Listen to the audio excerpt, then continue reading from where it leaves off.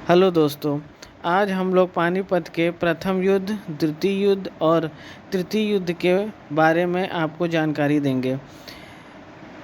पौराणिक कथाओं के अनुसार पानीपत महाभारत के समय पांडव बंधुओं द्वारा स्थापित 5 शहरों में से एक था।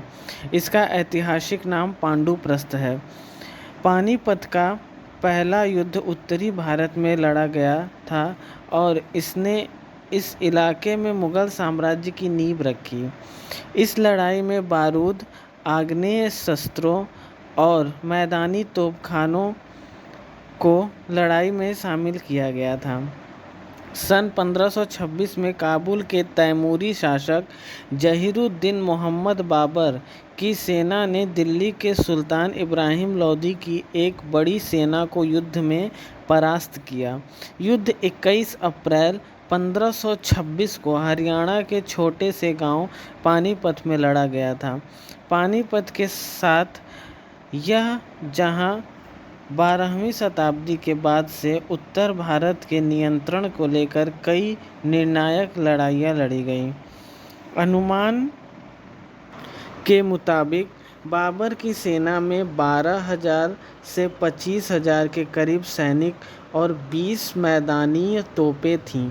लोदी का सेना बल 1,30,000 के आसपास थी। इस संख्या में शिविर अनुयायियों की संख्या शामिल है। लड़ाकू सैनिक लगभग 1 लाख से 1,10,000 के आसपास की थी। 300 युद्ध हाथियों ने भी युद्ध में भाग लिया था। क्षेत्र के हिंदू राजा राजपूतों इस युद्ध में तटस्थ रहे थे, लेकिन ग्वालियर के कुछ तोमर राजपूत इब्राहिम लोदी की ओर से लड़े थे। बाबर ने इस युद्ध में तुगलमा पद्धति का प्रयोग किया था। उस युद्ध पहली बार तुगलमा पद्धति का प्रयोग किया गया और बाबर ने इस युद्ध में उस्मानी विधि, तोप सजाने की विधि का भी प्रयोग किया था। ये उसने तुर्कों से सीखा था। इस युद्ध में इब्राहिम लोदी मारा गया और बाबर की विजय हुई। पानीपत का द्वितीय युद्ध उत्तर भारत के हेमचंद्र विक्रमादित्य उर्फ हेमू और अकबर की सेना के बीच 5 नवंबर 1556 को पानीपत के मैदान में लड़ा गया था। 5 नवंबर को पानीपत के ऐतिहासिक युद्ध के मैदान में दोनों सेनाओं का सामना हुआ, जहां 30 साल पहले अकबर के दादा बाबर ने पानीपत की पहली लड़ाई में इब्राहिम लोदी को हराया था। अकबर स्वयं इस युद्ध में भाग नहीं लिया था। बैरम खान ने यह युद्ध लड़ा था और अकबर उस समय 13 वर्ष के थे, इसलिए वह 5,000 सबसे वफादार सैनिकों के साथ सुरक्षित स्थान पर थे। बैरम खान द्वारा निर्देश था कि यदि मुगल सेना हार जाती है तो अकबर काबुल की ओर पलायन कर जाएं।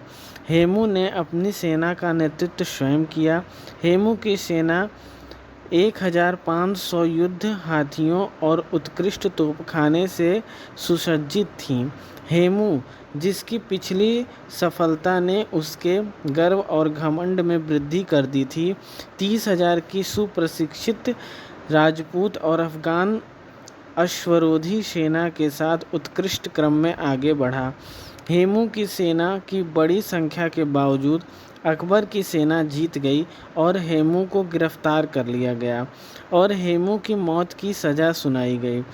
उसका सर काटकर काबुल के दिल्ली दरवाज़ा पर प्रदर्शन के लिए भेज दिया गया और धड़ दिल्ली के पुराना किला के बाहर फांसी पर लटका दिया गया ताकि लोगों को दिलों में डर पैदा हो।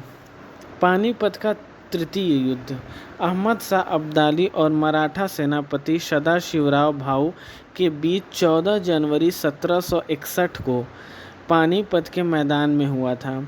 इस युद्ध में गार्दी सेना प्रमुख इब्राहिम खान गार्दी ने मराठों का साथ दिया तथा दोआब के अफगान रोहिला और अवध के नवाब शुजाउद्दौला ने अहमद शाह अब्दाली का साथ दिया। उस वक्त मराठों के पास उत्तर भारत में दिल्ली ही धनापूर्ति का एकमात्र साधन थी। परंतु बाद में अब्दाली को रोकने के लिए यमुना नदी के पहले उन्होंने एक सेना तैयार की थी, परंतु अहमद शाह ने नदी पार कर ली। अक्टूबर के महीने में और किसी गद्दार की गद्दारी की वजह से मराठों की वास्तविक जगह और दिल्ली स्थिति का पता लगाने में सफल रहा। जब मराठावाड़ा वापस जा रहे थे तो पता चला कि अब्दाली उनका पीछा कर रहा है। तब मराठों ने युद्ध का निर्णय लिया। अब्दाली ने दिल्ली और पुणे के बीच मराठों का संपर्क काट दिया और मराठों ने अब्दाली का संपर्क काबुल से काट दिया। इस प्रकार यह तय था कि जिसके पास अन्न जल की आपूर्ति होगी वह जीतेगा। करीब 1.5 महीने की मोर्चाबंदी के बाद 14 जनवरी 1761 को बुधवार के दिन सुबह 8 बजे यह दोनों सेनाएं आमने सामने युद्ध के लिए आ गईं।